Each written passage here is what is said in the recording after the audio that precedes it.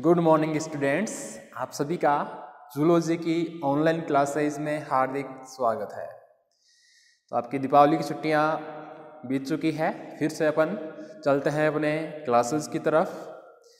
तो अपना जो लास्ट पॉइंट चल रहा था, आपको अगर याद हो तो लास्ट क्लास अपन ने 18 नंबर की हुई थी। आज क्लास नंबर 19 है जूलॉजी में, बीएससी पार्ट फर्स्ट। तो लास्ट क्लास अपन ने क्रेब्स साइकिल, उससे पहले ग्लाइकोलाइसिस साइकिल कंप्लीट कर ली थी, फिर उसके बाद क्रेब्स साइकिल अपन ने बोर्ड पे बना के उसको कंप्लीट किया था। उनको बनाने का अपना मेन पर्पस जो था वो ये था कि अपन को ये पता करना था कि जो एटीपी मॉलिक्यूल्स है उनका जनरेशन कहाँ पर कितना हो रहा है, यानी जो एटीपी यानी जो ऊर्जा बन रही है, ऊर्जा जो संचित की जा रही है एक कोशिका के अंदर एटीपी के रूप में, वो कहाँ पर कितनी बन रही है और किस मॉलिक्यूल के ऑक्सीडेशन से या विखंडन से बन रही है। तो अपन ने एक टॉपिक लिया था स्टार्टिंग में, अगर आपको याद हो,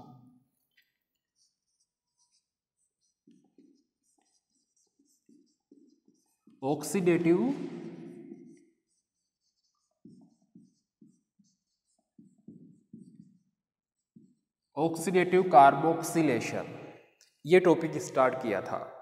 इसमें मैंने आपको ये बताया था कि जो शुगर्स है, अपना जो टॉपिक हुआ था उसमें मैंने आपको ये बताया था कि जो ऑक्सीडेटिव डिकार्बोक्सिलेशन है ये तो क्रेब्स साइकिल के स्टार्टिंग में होता है कि पार्विक एसिड बना ग्लाइकोलाइसिस साइकिल के लास्ट में, उसका ऑक्सीडेटिव डिकार्बोक्सिलेशन होगा तो उससे एसिटाइल कोएंजाइम बनेगा और NAD से NADH+H बनेगा और 2 हाइड्रोजन मॉलिक्यूल रिलीज होंगे। क्यों होंगे? क्योंकि यहाँ पे पानी डिहाइड्रेट हो रहा है। तो पानी का मॉलिक्यूल टूटता है, अगर जैसे H2O है, ये टूटेगा तो क्या बनेगा? हाफ तो ऑक्सीजन है और +2 हाइड्रोजन एटम, ये रिलीज होंगे। ठीक है, तो ये जो 2 पानी के अणु के या H2O के टूटने से जो 2 हाइड्रोजन एटम रिलीज होंगे, ये FAD को FADH2 में कन्वर्ट कर देंगे। जो अपने क्रेब्स साइकिल में बनाया था ना, FAD कन्वर्ट हो रहा था FADH2, ये वाला।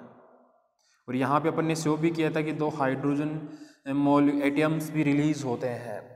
तो ये तो चले जाएंगे ETS में, लेकिन यहाँ पे जो जल का डिहाइड्रेशन हुआ है तो उससे जो दो हाइड्रोजन एटम रिलीज हुए हैं, ये है FAD को FADH2 में कन्वर्ट कर देंगे।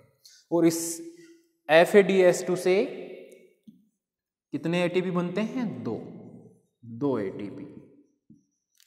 क्लियर है? ऐसे ही एक था GDP + PI, इनऑर्गेनिक फॉस्फेट। इससे क्या बन रहा था? GTP बन रहा था क्रेब्स साइकिल में। इससे एक ही ATP बनता है। क्लियर है? और एक था NAD से क्या बन रहा था? NADH+H। तो इस NADH से एक मॉलिक्यूल से 3 ATP बनते हैं। कितने? 3 ATP। तो ये अपन को पता होना चाहिए कि FADH2 से कितने ATP बनते हैं? 2, GTP से 1 और NADH से 3 ATP बनते हैं। ठीक है, यहां पर भी 2 हाइड्रोजन एटम रिलीज होंगे जो इलेक्ट्रॉन ट्रांसपोर्ट सिस्टम या शोषण श्रृंखला में चले जाएंगे। ये तो मैंने पिछली क्लास में आपको बता दिया था। ये जो पॉइंट है ऑल ओवर, अपन को इसमें ये बताना है कि ग्लूकोज का जब ऑक्सीडेशन होता है तो स्टार्टिंग में मैंने आपको ये बताया था कि शर्कराएं जो है, जो कार्बोहाइड्रेट्स हैं, उनका डाइजेशन, ये बोलते हैं अपन पाचन, वो मोनोसेकेराइड्स में मोनोसेकेराइड्स, इसमें मैंने एग्जाम्पल बताया था ग्लूकोज एवं ग्लाइकोजन, यही बताया था कि जो शर्कराएं हैं, जो कार्बोहाइड्रेट्स हैं, उनका जब पाचन होता है कोशिका में शोषण के दौरान, तो वह मोनोसेकेराइड्स फॉर एग्जाम्पल ग्लूकोज या ग्लाइकोजन के रूप में कोशिकाओं में वह प्रवेश करता है। यानी इसी रूप में ग्लूकोज या ग्लाइकोजन में ये शर्कराएं कोशिका के अंदर प्रवेश करेगी। और आगे की क्या क्रिया होगी, जैसे ग्लूकोज ने एंटर किया तो ग्लाइकोलाइसिस क्रिया होगी। कहाँ पे होगी, कोशिका के कोशिका द्रव्य में। जैसे ग्लाइकोलाइसिस स्टार्ट हुआ, ग्लूकोज से पार्विक एसिड बनेगा, दो अणु पार्विक एसिड के बनेंगे। वो पार्विक एसिड कहाँ पे जाएगा, माइटोकॉन्ड्रिया की मेम्ब्रेन में। वहां पे ऑक्सीडेटिव डीकार्बोक्सिलेशन होगा सबसे पहले, ठीक है। ऑक्सीडेटिव डीकार्बोक्सिलेशन से पार्विक एसिड से क्या बनेगा, acetyl coenzyme. Acetyl coenzyme ऑक्जेलो acetic acid के साथ मिलकर सिट्रिक एसिड बनाएगा, तो क्रेब्स साइकिल स्टार्ट हो जाएगी। तो मेन पर्पस जो था अपना कि एटीपी, लास्ट क्लास में मैंने वैसे तो आपको पहले बता दिया था कि ग्लाइकोलाइसिस साइकिल में इतना ये लंबा लेने का रीजन यही था क्योंकि ये साइकिल जो है आपका पीछा नहीं छोड़ने वाली, इसीलिए मैं आपको यहीं पे क्लियर करवा रहा हूं। आपके बीएससी पार्ट फर्स्ट के सिलेबस में इतना ही दे रखा है कि generation of ATP molecules and ETS cycle. तो जनरेशन जो एटीपी मॉलिक्यूल्स का टॉपिक है उसमें क्या बताना है अपन को, जो मैंने आपके सामने ग्लाइकोलाइसिस साइकिल और जो क्रेब्स साइकिल बना के बताई है उसमें बताया भी है कि कितने एटीपी काम में आ रहे हैं और कितने बन रहे हैं, उनका ऑल ओवर अपन को लास्ट में लिखना है, ठीक है। तो देखते हैं, लिखते हैं अपन। सबसे पहले ग्लाइकोलाइसिस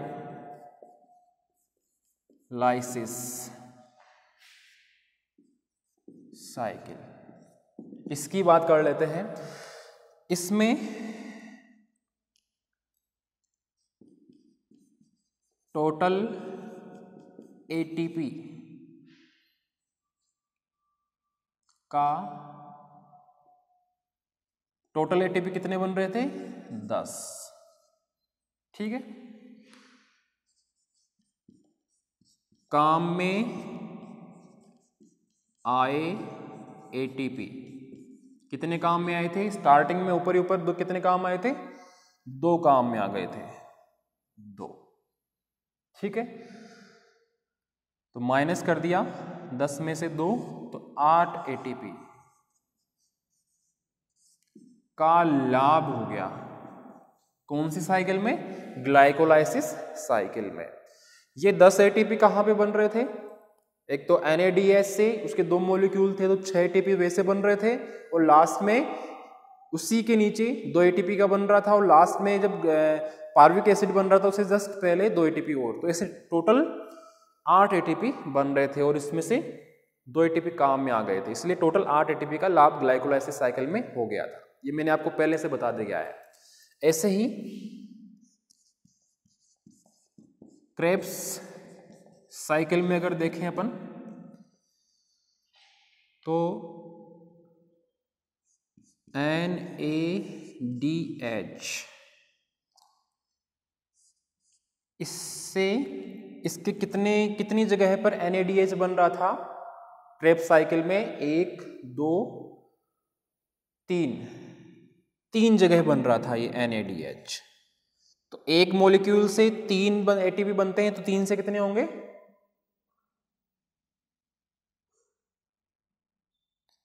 ये 3 जगह ही बन रहा था, 4 जगह बन रहा था। एक तो ऑक्सीडेटिव डीकार्बोक्सिलेशन में और उसके बाद 3 जगह और, तो टोटल 4 जगह हो गया ना, ये 4 जगह है।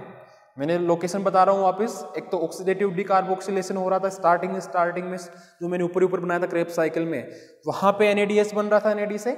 उसके बाद नीचे 3 जगह और बना था, एक ऑक्जेलो एसिटिक एसिड बन रहा था तब वहां पे और बना था, तो 4 जगह NADH बना था। तो 1 से 3 एटीपी बनते हैं, तो 4 से कितने बनेंगे, 4 मल्टीप्लाई बाय 3, तो कितने हो गए, 12 एटीपी। अभी मैंने जस्ट बता रखा है यहाँ पे FADS2, इससे कितने बनेंगे? 2 ATP। और GTP, इससे कितने बनेंगे? 1 ATP। तो टोटल कितने हो गए? 15 ATP। क्लियर है? ये कहानी थी 15 ATP के एक पार्विक एसिड की, लेकिन अपन को पता है कि ग्लाइकोलाइसिस साइकिल में लास्ट में पार्विक एसिड,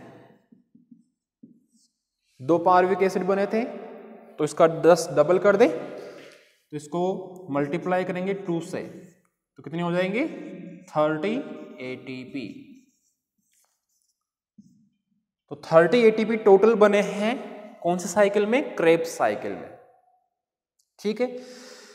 तो अगर आपसे ये पूछ ले कि एक ग्लूकोज के मॉलिक्यूल का जब कंप्लीट ऑक्सीडेशन होता है या पूर्ण ऑक्सीकरण होता है तो कितने एटीपी मॉलिक्यूल्स बनते हैं, ये कितने एटीपी अणु बनते हैं, तो आप क्या बताओगे? ऑप्शन है 8 एटीपी, ऑप्शन बी है 30 एटीपी, ऑप्शन थर्ड है 38 एटीपी और ऑप्शन लास्ट है इनमें से कोई नहीं।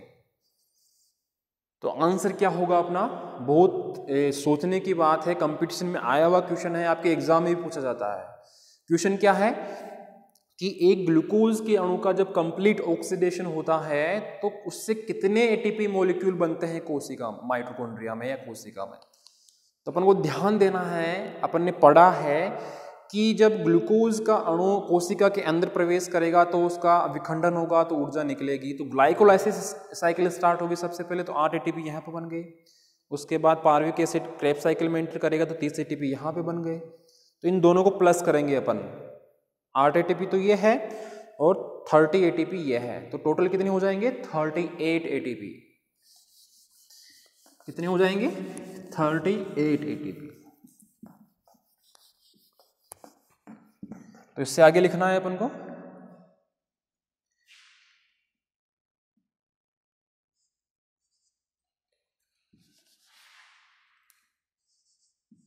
Eight ATP plus 30 ATP, total कितने हो गए? 38 एटीपी। कब बने? जब ग्लूकोज का कंप्लीट ऑक्सीडेशन हुआ। ग्लूकोज मॉलिक्यूल का कंप्लीट ऑक्सीडेशन होने पर टोटल बने एटीपी मॉलिक्यूल कितने हैं? 38 एटीपी। तो ये चीज़ आपको ध्यान रखनी है, आपने पहले भी फिर 11 12 में पढ़ी होगी, वापस यहाँ पे मैंने क्लियर कर दी है विथ साइकिल। पिछली क्लास में मैंने अलग अलग साइकिल बनाई है, ग्लाइकोलाइसिस क्रेब्स साइकिल, और उनमें कहाँ पे कितने एटीपी बन रहे हैं, कितने काम में आ रहे हैं, वो भी समझा दिया था। आज इतना सा समझाया एक्स्ट्रा में, पहले भी समझा दिया हल्का सा था कि कितने एटीपी कहाँ पे बन रहे हैं, कैसे बन रहे हैं और कितने एटीपी का लास्ट में लाभ हो रहा है।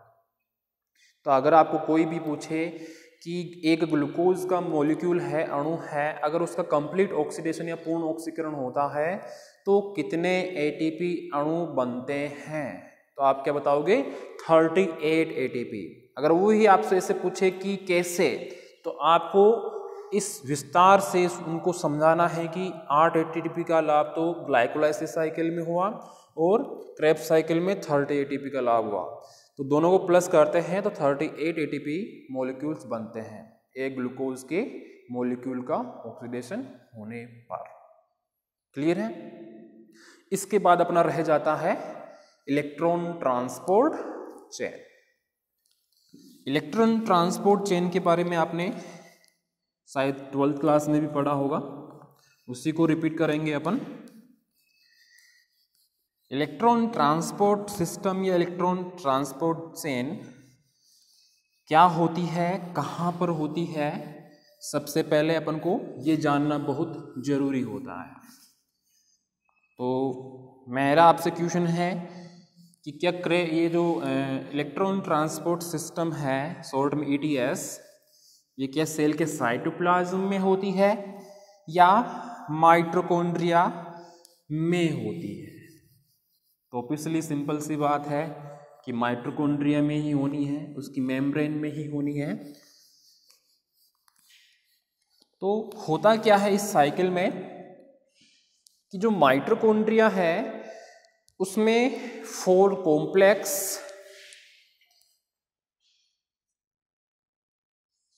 ETS, फुल फॉर्म क्या है?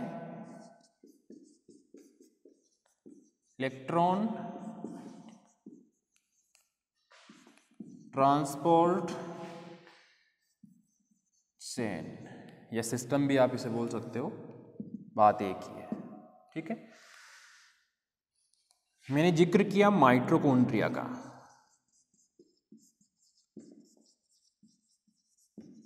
माइटोकॉन्ड्रिया, ये एक माइटोकॉन्ड्रिया का आउटलाइन डायग्राम बना रहा हूं मैं, जिसकी संरचना के बारे में अपन ने विस्तार पूर्वक पढ़ा है पहले ही।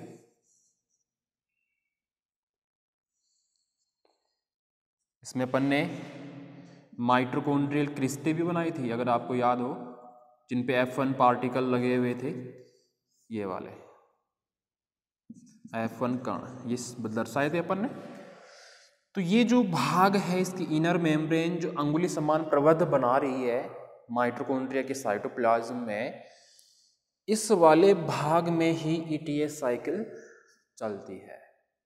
तो अपन को ये कंफर्म हो गया है अब कि जो ETS चेन है, जो ETS साइकिल है, वह कोशिका के कोशिका द्रव्य में न होकर एक माइटोकॉन्ड्रिया की इनर मेम्ब्रेन, जहां पे माइटोकॉन्ड्रियल क्रिस्टी और F1 पार्टिकल अटैच रहते हैं, वहां पर होती है। क्लियर है? अब मैं कह रहा हूं कि जो माइटोकॉन्ड्रिया है उसकी इस मेम्ब्रेन में 4 कॉम्प्लेक्स, 4 तो कॉम्प्लेक्स होंगे, plus coenzyme Q, plus cytochrome C, ये प्रेजेंट होते हैं। ये जो मेम्ब्रेन मैंने बताई है इनर मेम्ब्रेन, इसमें 4 तो कॉम्प्लेक्स होंगे या एक समूह होगा, ग्रुप होगा, कोएंजाइम Q होगा और साइटोक्रोम C होगा। ये एक दूसरे से संबंधित होते हैं और आपस में मिलकर ऐसे रिएक्शन करते हैं कि जो क्रेब्स साइकिल और जो ग्लाइकोलाइसिस साइकिल में जो हाइड्रोजन एटम्स रिलीज हो रहे थे, वह यहाँ पर आकर ऑक्सीकृत होंगे, ऑक्सीडाइज्ड होंगे, और ऑक्सीकृत होने से ऊर्जा का उत्पादन भी होगा, और उस ऊर्जा को इन कॉम्प्लेक्स में कोएंजाइम और साइटोक्रोम की हेल्प से एटीपी के रूप में, इनके रूप में एटीपी के रूप में संग्रहित कर लिया जाएगा। कहां पर? माइटोकॉन्ड्रिया में। इसीलिए माइटोकॉन्ड्रिया को कोशिका का पावर हाउस कहा जाता है। फिर से अपन ने क्लियर कर दिया है आपके सामने कि क्यों माइटोकॉन्ड्रिया को पावर हाउस कहा जाता है। क्लियर है? तो अपना आउटलाइन क्लियर हो चुका है कि ये ETS कहाँ पे होता है, ETS की फुल फॉर्म क्या है, इसमें कितने कॉम्प्लेक्स होते हैं, कोएंजाइम होते हैं, साइटोक्रोम होते हैं। ठीक है, अपन जानेंगे अब कॉम्प्लेक्स के बारे में कि ये कॉम्प्लेक्स होते क्या हैं। सर ने तो बता दिए कि 4 कॉम्प्लेक्स होते हैं, लेकिन ये होते क्या है? कॉम्प्लेक्स माइटोकॉन्ड्रिया में अवेलेबल या उसकी मेम्ब्रेन में अवेलेबल वे स्थान होते हैं जहाँ पर कोशिका में श्वसन के दौरान क्रेब्स साइकिल से निकले हाइड्रोजन एटम्स यहाँ पर आकर ऑक्सीकृत या ऑक्सीडाइज्ड होते हैं, जिसके कारण ऊर्जा निकलती है और उस ऊर्जा को एटीपी के रूप में संग्रहित कर लिया जाता है। इन्हें अपन कहेंगे कॉम्प्लेक्स। कितने होते हैं ये? संख्या में 4 होते हैं। Complex first, complex second, complex third and complex 4। Clear है? इन्हीं कॉम्प्लेक्स में कोएंजाइम और साइटोक्रोम की हेल्प से उस एनर्जी को एटीपी के रूप में संग्रहित किया जाएगा। अगर आपको याद हो तो मैंने आपके सामने एक रिएक्शन का जिक्र किया था, ऑक्सीडेटिव फोस्फोराइलेशन। कौन सी रिएक्शन थी? Oxidative phosphorylation.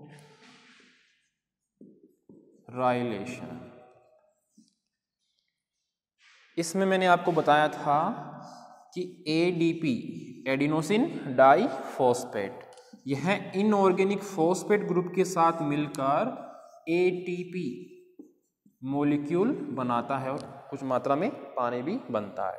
यहाँ पे मैंने आपको शो किया था कि 2 इलेक्ट्रॉन और एनर्जी, यानी कि एक कैरियर से या एक वाहक से दूसरे वाहक में इलेक्ट्रॉन जब ट्रांसफर होते हैं तो इलेक्ट्रॉन देने वाला तो ऑक्सीकृत हो जाएगा और लेने वाला अपचयित हो जाएगा।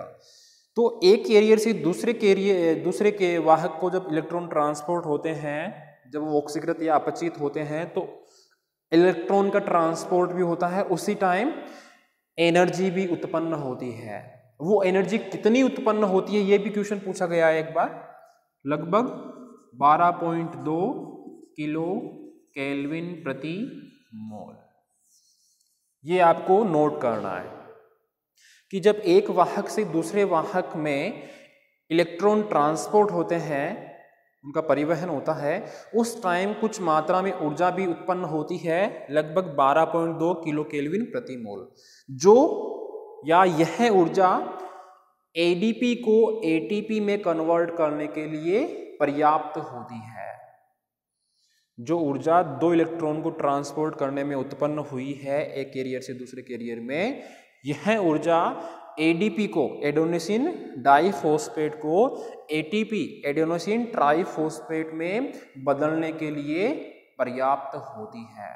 तो आपसे क्वेश्चन अगला ये भी पूछ सकता है कि एक वाहक से दूसरे वाहक में जब इलेक्ट्रॉन ट्रांसपोर्ट होते हैं, परिवहित होते हैं, ठीक है, तो उस टाइम कितनी ऊर्जा का उत्पादन होता है। या फिर घुमा के पूछ ले कि एडीपी को एटीपी में कन्वर्ट करने के लिए कितनी ऊर्जा की आवश्यकता होती है, तो आप क्या बताओगे? 12.2 किलो केल्विन प्रति मोल। क्लियर है? तो ये चीज आप स्पेशली नोट करना। ऑक्सीडेटिव फोस्फोराइलेशन आपसे डायरेक्ट क्वेश्चन पूछा जा सकता है 1 नंबर में। आपका सिलेबस मैंने समझाया था पहले, तो उसमें शॉर्ट क्वेश्चन भी पूछे जाते हैं 1 नंबर के, 9 या 10 क्वेश्चन। तो उनमें भी आपसे अगला पूछ सकता है कि ऑक्सीडेटिव फोस्फोराइलेशन किसे कहते हैं, तो आपको समझाना है विथ रिएक्शन। ठीक है, तो आज के लिए अपन इतना ही लेते हैं। नेक्स्ट क्लास में अपन आपके ETS यानी इलेक्ट्रॉन ट्रांसपोर्ट सिस्टम चेन को अच्छे से समझेंगे। धन्यवाद।